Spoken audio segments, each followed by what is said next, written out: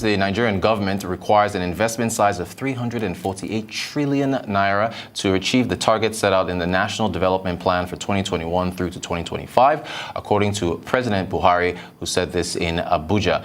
The president spoke at the formal launch and public presentation of the National Development Plan 2021 through 2025, the successor to the Economic Recovery and Growth Plan from 2017 through 2020, which lapsed in December of 2020.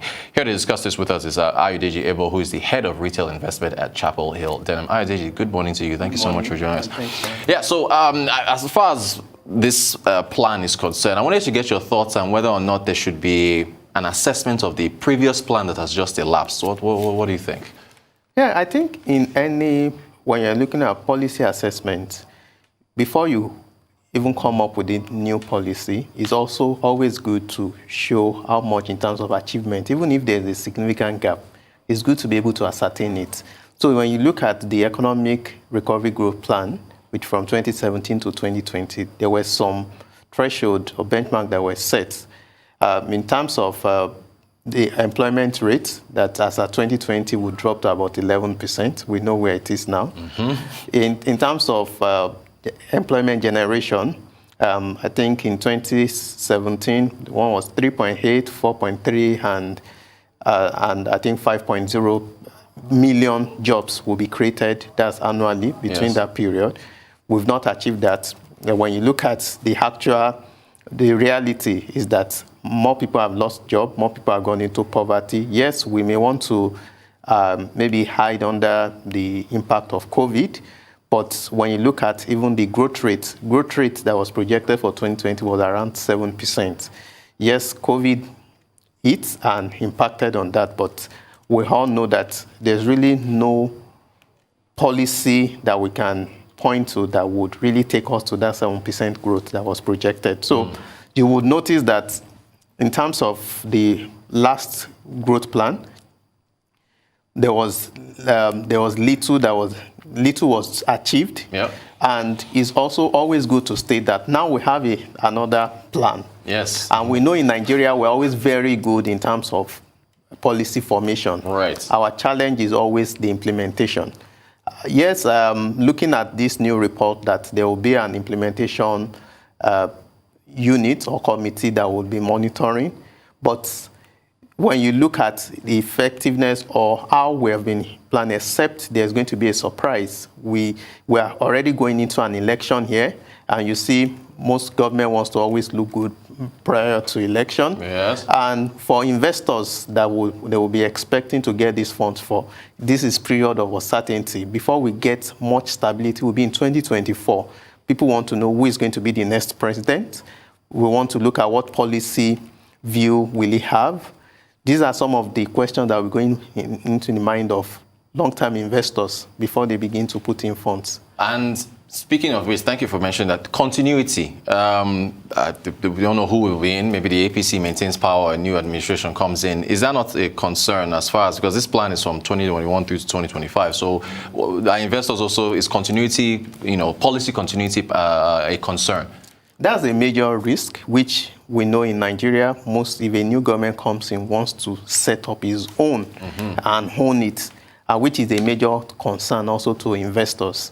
So we don't have that consistency in terms of having people follow through or follow on from where people are stopped in terms of policies.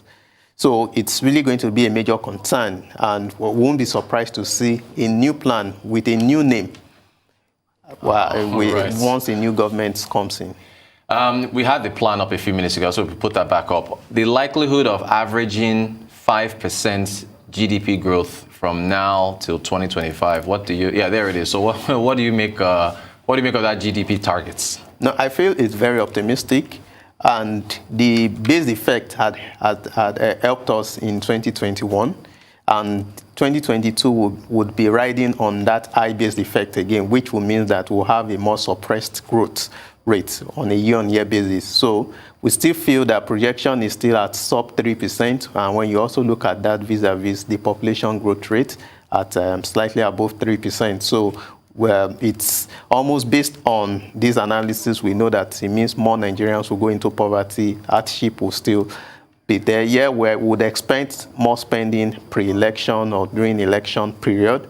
But most of those fundings are not into productive sectors, so you don't expect any major result output even in 2023. So when you look at the situation of things, election year, pre-election year are always period of uncertainty, and before we can begin to see investors looking at Nigeria, looking at coming in to play long, would be in 2024, when they would have seen a bit of direction based on what the new government in power wants to do. What we've had, and maybe your answer will be along these same lines, we've had increasing unemployment figures in the country. The plan also states that there is a target of creating, I believe it's about 15 million jobs or so. I guess broken down over the 4 years would be about 3.24 million jobs per year. Is that also another optimistic yes, target there? Sure, it's very optimistic, but it's not impossible. It's about the willingness and the drive for us, for us to be able to achieve that. To be able to achieve about 15 million jobs, we need that participation of private investors. And for now, they will be skeptical in investing in the country, because we need to, some of the things we have enough things to do. When we add value to a lot of things that we export, will generate sufficient job. We also look at insecurity. If we don't tackle insecurity, even private sector support that we're looking out for, we may not be able to achieve that. And if we don't achieve that, there will be no creation, no investment. There's no investment, there will be no job. And it just goes in cycles. And if we are unable to create as much job as expected, it also finds its way of fueling insecurity. Because when you look at the agri-sector, that is the major employer of labor, a lot of the food-producing areas, regions, are really experienced. They were not even able to plant then we are currently in the harvest season. Yeah. So that is even impacting. You can see food inflation at almost up 20%. Despite the harvest season. So we know that there's a lot of challenges that needs to be sorted out, and we need that willpower, political willpower, to see how we want to sort them. Fantastic. COVID, according to the World Bank, pushed an estimated 7 million more Nigerians into poverty. The plan also has a poverty alleviation target, 35 million within the 2021 to 2025, which is part of the 100 million figure. I guess, same question, is that also a realistic, because we're just coming out of recession, and then you've got all these people that fell into poverty. How quickly can you get them out? So if we look at what's available, it's not impossible, but it's now the willpower and the ability for us to begin to implement policies. When you look at the policy, it looks very comforting, very interesting, but how much of implementation are we going to be able to achieve? That is the major concern. And if we don't implement, it will just be another theoretical document that at the end of the day, nothing much will be achieved. There's Vision 2020, the EGRP, the Economic Sustainability Plan. How much of implementation has been done? How many jobs have been created as a result of these policies? So it's not, Nigerians are not really excited about the numbers. It's more of, we need to begin to get to the ground, begin to work. How do we deliberately attract investment? When you look at direct investment, I think Q3 is dropped to about $40 million. So it's depleting by the day. It's the foreign direct investment that will create the jobs that we need. When you look at the breakdown, about 347 trillion naira that is required. Private sector is required to bring that. 85%. And government, even if government is also going to bring that, they come to the market to raise funds. Look at the total pension funds assets is about 13 trillion. But look at even if we have not invested those funds, 13 trillion is like times, when you look at the amount required, is like times 4 of what the assets that we currently have, which are the major investors in Nigeria. So you look at things, they are not really adding up. So in terms of expectation, we shouldn't really get so excited. AriseTV, Head of Retail Investment at Chapel Hill Denham, thank you so much for joining us. Always my pleasure. Appreciate your time.